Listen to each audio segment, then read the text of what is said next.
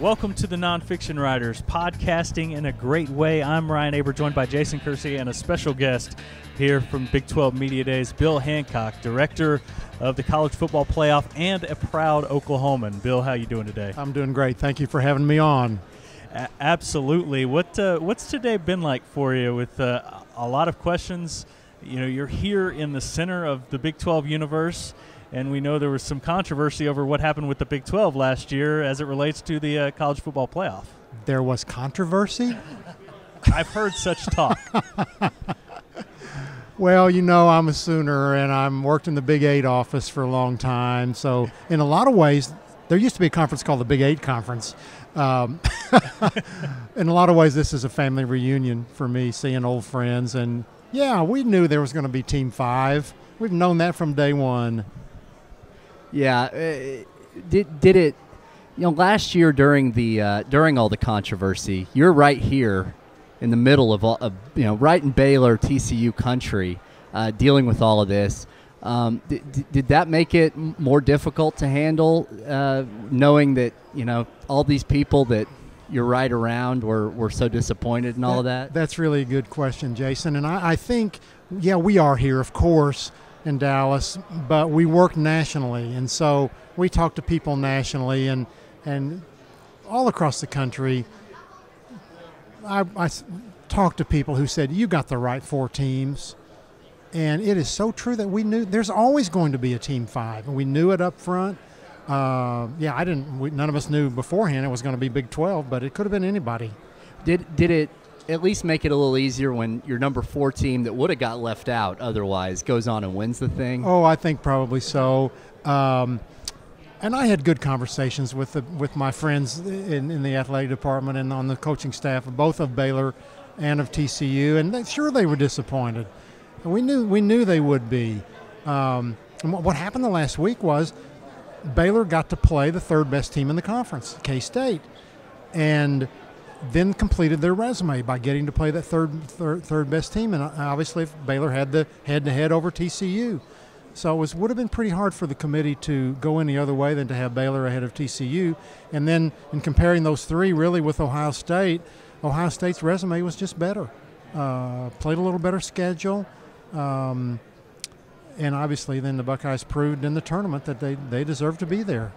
And you mentioned a little bit better schedule. That better schedule included a conference championship win over Wisconsin where they just blew the doors off the Badgers. And that's something that the Big 12 didn't have, weren't able to take advantage of with 10 teams, no conference championship game. There's no question that Ohio State benefited from getting to play another quality opponent and beating the quality opponent. Every quality opponent that a team can add to its resume helps the resume. And, of course, we talk about non-conference scheduling, but it's also true about conference scheduling. And those conferences that don't play the full round robin, who are they lucky enough to draw in the conference? So it's all about the full resume, and Ohio State helped the resume with a victory over Wisconsin. But you have to remember the risk of conference championship games is losing. And nobody knows that better than Big 12 people.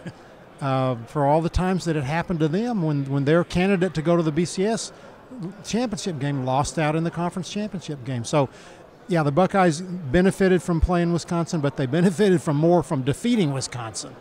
Absolutely. Do you think there's been sort of an overblowing of seeing what happens in 1 year with what happened with the Big 12, not having a conference championship game, only having 10, the expansion talk that's been kicked up recently, as opposed to letting it play out over 3 or 4 and seeing how this thing generally plays out instead of just what happened the first time? Yeah, absolutely. 1 year doesn't make a trend.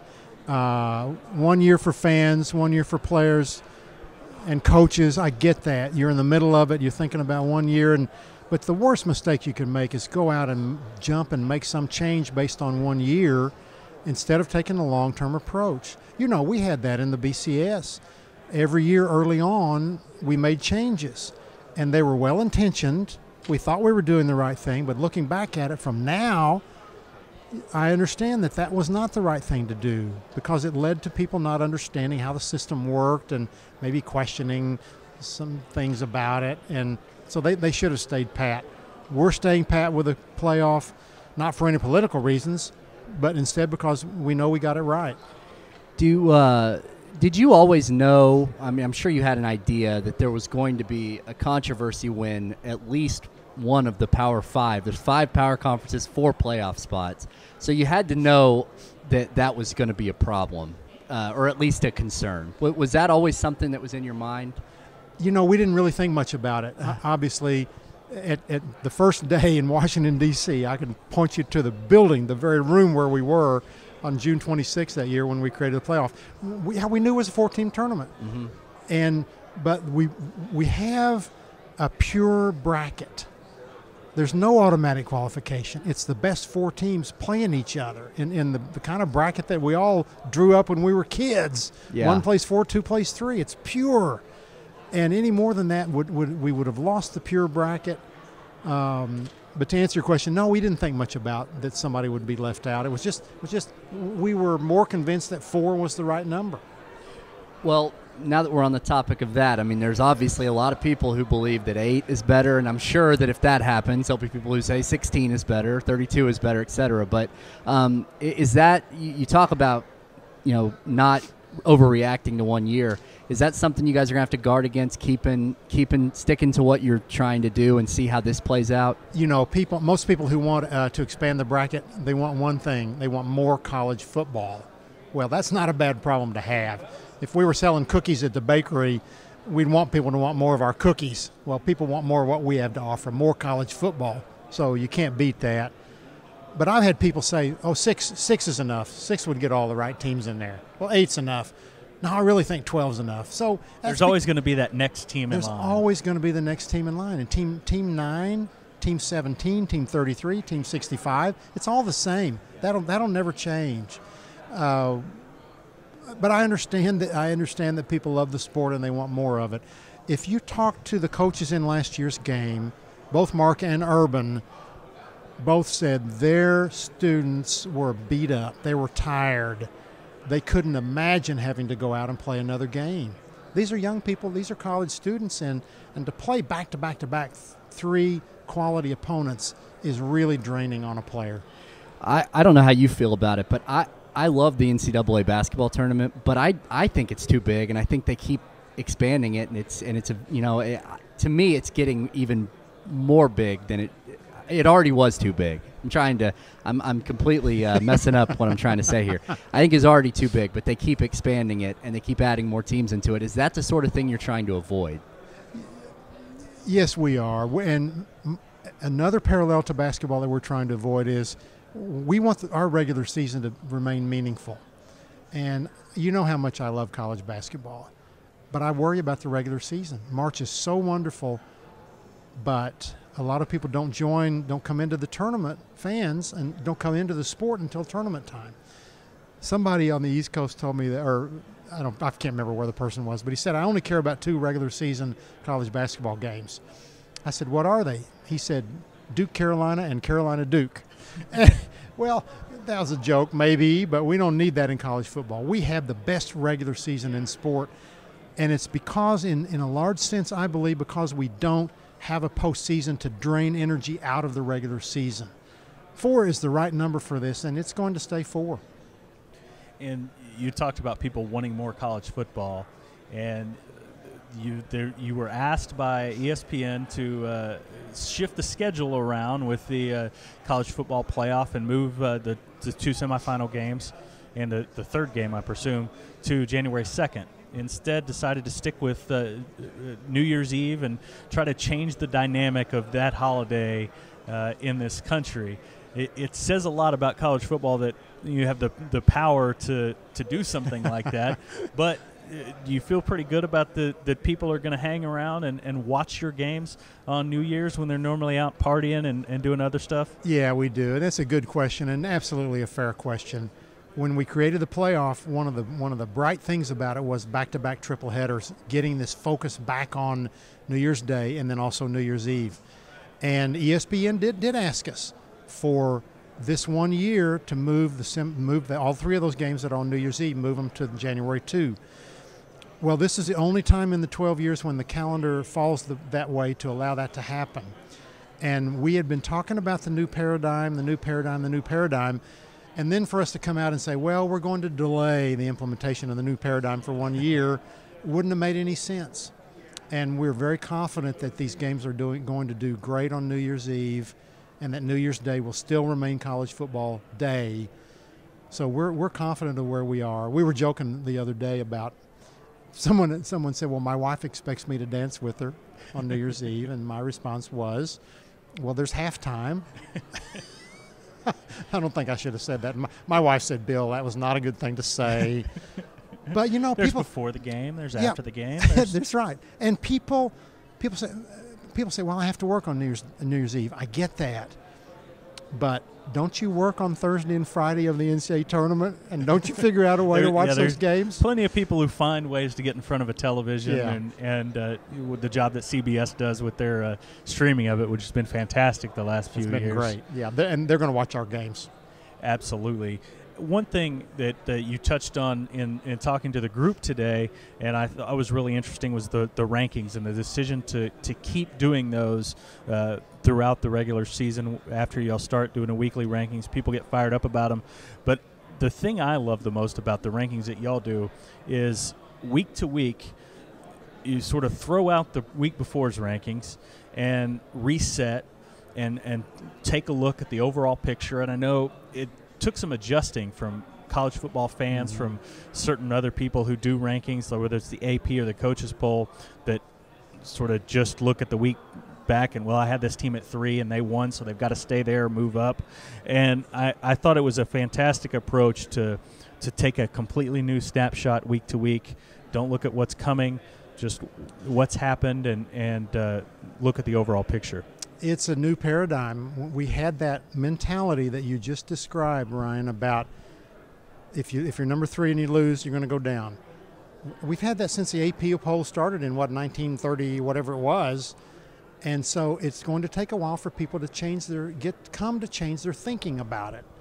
And I think we took a great step with that with this year's committee right off the bat, and saying we're going to start all over every week, start with a clean sheet of paper. People doubted it for a while, but I could see every week more people came to understand this is not the old way. Mm-hmm. And if you think about it, the old way was silly. If you lose, you go down. Well, what about the other teams around you? What if they lost? And what about your whole resume? I always did this with, I haven't voted in the AP poll, but I've for a few years did the high school football rankings in the state, and it always came up when Jinx and Union played each other. Well, you got to drop Jinx lost to Union, so you got to drop them a couple spots. No, I don't. They're clearly the number 2 team in the state. They deserve that, even though they lost. So, and it came up in other examples of that. But I really enjoy the way that the college football playoff rankings are done. Yeah, I remember when you were doing the high school rankings. I'm still a big reader, I have to tell you. We love to hear that. I remember when Ray Soldown and Lynn Garnan were doing the high school rankings. But I bet you caught some grief about that for not dropping them that far. But it really was amazing to watch. Even the polls began to almost mimic our rankings as time went by. And I think a lot of voters started thinking, well, I don't have to drop them 3 spots because they lost. So much of it is about what the teams around you did. And, of course, we saw that with the TCU example in Baylor this year, with Baylor finally getting to play the number 3 team in the conference in K-State. And, yeah, TCU won its game convincingly over Iowa State that last week. But Iowa State did they finish last in the league or Kansas? I can't remember. They were last. So that's who TCU got to play. But Baylor got the advantage of playing the number 3 team and defeating them soundly. Mm-hmm. So Baylor moved up. Yeah. Well, one I always think it's interesting when I think last season in the first week Florida State beat Oklahoma State, but it was a really close game, and Oklahoma State fell out of the AP and the coaches polls. And I remember thinking I might raise them even though they lost, because they for that moment they hung with the national champion. They were supposed to lose that game by a lot more than they did. So anybody that saw that game knew that those teams were about equal. Yeah, I certainly felt that way after the game. And it's just the funny thing about football. And yet, and I don't like the preseason rankings. They don't mean anything. They have no influence on what we do. And yet fans love it. Mm-hmm. So it's you do a lot of things for fans. Yeah. Well, you've been involved with so many things, the BCS, the college football playoff. Now they re-released your book here. Is that right? Yes, I wrote a book about my cross-country bicycle ride, and a publisher in Mississippi republished it earlier this summer. Yeah. What's that been like? Well, it's been a great experience. My friends in Oklahoma will remember, of course, the circumstances of our son being killed in the plane crash of OSU, and after I began to get over the paralysis emotionally and physically, realized in a very good way that life's short, and so you need to reach out and grab your dreams when you can. And one of my dreams had been trying to ride my bicycle across the country, so I took off and from Los Angeles and rode across Oklahoma. Oklahoma was the hardest state I rode across. I had the hardest time, particularly with eastern Oklahoma. After I crossed over I-35 at Purcell, eastern Oklahoma was brutal, hot, hills never ending. But I wound up writing a book about the experience, and the first publishing and the first 2 editions went well, but it became out of print, and a publisher just happened to read it and called me and said, I want to reissue this book. Yeah. And it's helping. The best part of this for me is that it's helping other people who come into grief to realize that there's hope. Yeah. And that if they can look at me, whose life ended that day, January 27th of 2001, for all practical purposes, but then I learned how to live again. And I think if they can look at me and realize that I learned how to live again, that they can also. Has that experienced, we talk at the paper, you're obviously a good friend of our paper. You talked about reading it, but we all, enjoy talking to you as well because you're so easy to get a hold of, you're so accessible, you're so friendly. You always seem to be happy, even when, last season the playoff is being criticized the way it was, the BCS was being criticized the way it was. Do experiences like that help you be more joyful in your life when you face challenges? Yeah, there's no question, and a certain amount of faith goes a long way in that. But when the worst thing in your life has already happened to you, it changes your perspective on things. I remember Will, our son, like me, loved newspapers, and of course my dad was a publisher, so I grew up in the newspaper world, and he would tell our daughter-in-law, who wasn't from our world of newspapers, reporters are just trying to do their jobs. And so if you can help them do their jobs, you'd help anybody do their job. So why not help a reporter do his job? And so that's my attitude about reporters. And if you can't have fun in life, there's something wrong with you. And I'm not going to be the quintessential grumpy old man. It's not going to happen. Yeah, no doubt about that. You've, taken life by the horns, and we enjoy it not only through talking to you at things like this. I love the Olympic travelogues that you do every time the Olympics roll around. Thank you, Ryan. It's one of my favorite things to read. I always look forward to checking that out on our site. Thank you. I have to tell you, I was influenced so much by Oklahoman and Times writers. Frank Boggs, Volney Meese, Ray Soldan. I loved Ray Soldan's high school stuff, and I heard about the fire at his place when a lot of his records were lost. That was heartbreaking. But you don't have any idea how many people are influenced by what you write and what you say. And I'm the poster child for that. I wouldn't be where I was without Frank Boggs. And that's just all there is to it. I know this is a question that you probably take a year and a half to answer, but how did you come from Hobart to do what you've done with the Final Four, the BCS, the college football playoff? Well, first of all, you owe me $1 because we have a pot. If anybody says Hobart, they have to pay $1 to me instead of saying Hobart. Hobart. But that's okay. As a Putnam City boy, I understand.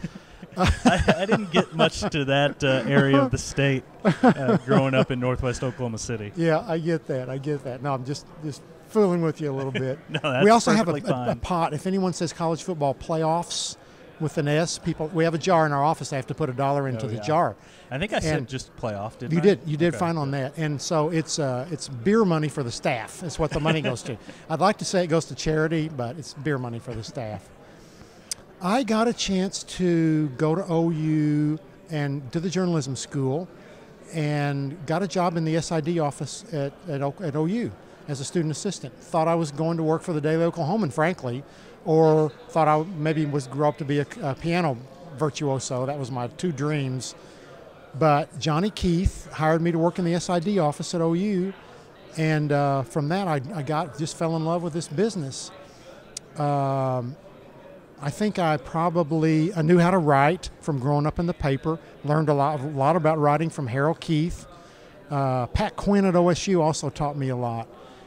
But because of growing up in a newspaper family, I was always more interested in people. Kind of knew that you achieve things in life if you're more interested in others than you are in yourself. There's a million stories out there. That's what I find at the Olympics. Everybody has a story. And here at Radio Row, these people walking by, we don't even know that they have a story. All we have to do is go interview them and find out about it.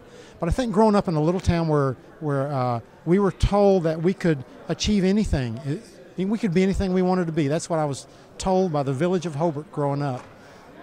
And maybe they were kidding, maybe they were serious, I don't know, but I believed them. It's worked out pretty well for you. I believed them. And my father died when I was 23 years old. I went back and ran the paper in Hobart with my brother. Got a chance to go work in the Big 8 office because I remembered Chuck Ninus from there, and Jenny Carlson would tell you the story about me getting my job because of changing Chuck's son's dirty diaper. So I guess the answer to your question is how did I get from Hobart to here is because of a dirty diaper, I suppose. and you can go back and check that out from Jenny Carlson last year in our football playoff section or football preview section. Jenny wrote such a wonderful piece, and it just brought tears to my eyes. But I just think growing up in a small town, you learn some values, you learn how to treat people, and that's how I got where I got.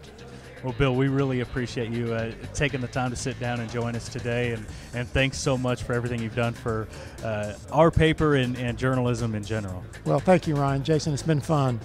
Thank you, and you can check us out every day at newsok.com and every morning in the Oklahoman for the best OU and OSU coverage anywhere.